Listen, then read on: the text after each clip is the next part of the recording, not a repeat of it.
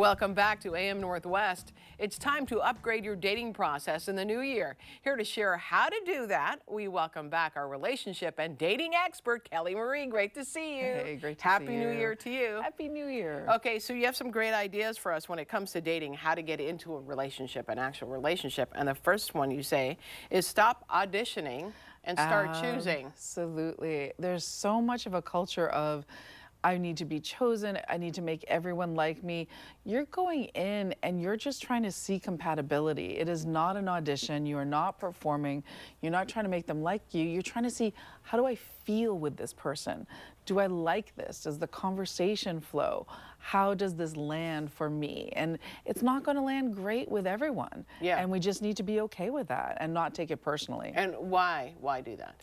Well, because then if you're auditioning and say you're like, say you have a funny side, but it's only like 5% of your personality, but you perform that on the date and this person like, oh, you're so funny. Well, now you feel this pressure.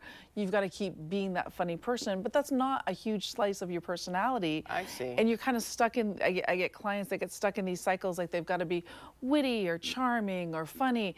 And that's all part of them, but that's not who they are all the time, right? And so just being your natural self to see if that other person likes that combination. Right, that makes sense. Okay, you also say know your non-negotiables before you get attached. Absolutely. If you do not know your non-negotiables, chemistry takes over, because chemistry is the most palpable thing that anybody can feel on a date. Right. So if there's no chemistry, you're like, oh, there's no chemistry, and then you don't go on a second date.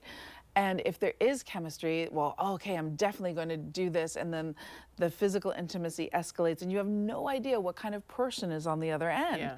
When you really have a connection, chemistry builds.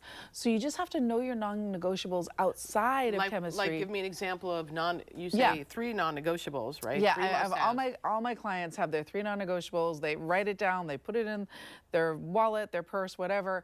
And so it's got to be the must-haves. Like some of my clients are like, I am adventurous. I need someone that is willing to be adventuresome. Sure. Some people are like, I love to travel. I need someone that definitely wants to travel, because not being able to do that with my partner would be sad to me. Other people are like, I love to travel, but I don't have to do it with my partner. Yeah. So it's very specific to you. But what are the things that, like, I need to do this with my partner? Maybe you ride motorcycles, maybe you do puzzles. Like, you want someone that you can share some specific thing with. Right. That's what your non-negotiable is. Right. Okay, that makes sense. And you've talked in the past about when people get physical, when they're like having sex, that oftentimes that's when it's hard to detach then.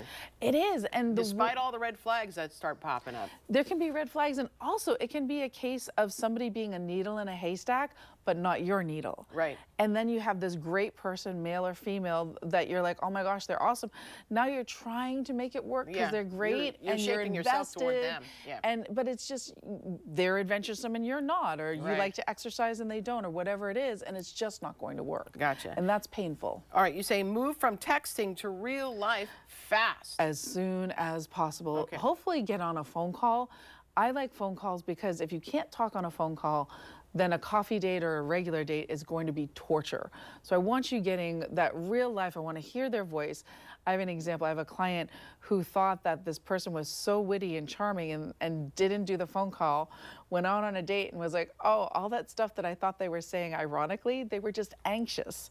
Oh. And so they just really misinterpreted, because you don't have tone, you don't have, like, you have minimal context. Right. So get on that phone call, get in there in person, so you're not building up this idea in your head that then is not reality, and then you've wasted all this time. How fast? From text to... I text to phone call within the first week for sure. All right. And then date, within the first week to 2, meeting in person if you're like, oh my gosh, that phone call was great. Yeah. I would also say, because sometimes voices are important. So important. Yes. I've had that experience. Yes. Like, oh, this is wonderful conversation here, is that we're emailing back and forth, and then you talk to someone, okay, the high-pitched voice, not my thing. Absolutely. Yeah. We all have our thing. That person that had the anxious, like she was picturing this deep voice and the person had a very high pitched voice. Right. It was just very different from what she had what she imagining. what she imagined. All your imagination. Right. We want to get out of imagination and into reality as soon as possible. Calm your body before the date. I've never heard this before, but you say calm people make better dating decisions. They do. How do you calm your body before a date? Yeah, so before a date, you just kind of want to, maybe relax your shoulders, breathe deep, just see how you feel when you feel good. Let yourself feel good and have that be your home base. And then once that's your home base, like, hey, every time I take a sip of coffee, every time I take a sip of my water, I'm going to remind myself to relax my shoulders, breathe deep, whatever it is. Because when you're grounded, you're no longer performing. Okay. When you're grounded, you're able to analyze and see what's going on for the other person. When you're up here and doing all this, you're losing the ability to analyze the situation. Right. That makes a lot of sense. Realize dates are for information, not judgment. Absolutely. It's not personal if they don't like you. It's not personal if you don't like them. I compare it to jeans, right? We put on a pair of jeans. It's not like, oh, you stupid pair of jeans that you don't fit. It's, oh, my legs are shorter than this. My hips are wider than this. It's a fit. It's not personal. It's a fit. A date is to determine fit, not to judge someone whether they're a good person or a bad person, or to be judged yourself. Yeah. Really good points. Thanks. Kelly Marie, thank you very much. All right, we'll be right back with more AM Northwest. Don't go away.